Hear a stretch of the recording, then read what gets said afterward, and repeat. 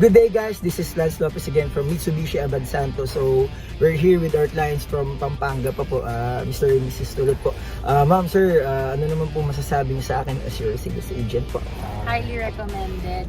Very smooth yung transaction, tsaka very accommodating talaga. As in, Thanks so much, super. ma'am. Wala Thank you kaming so much, ginawa. Talagang more on si sir talaga. So, highly recommended. Thank you so much, ma'am.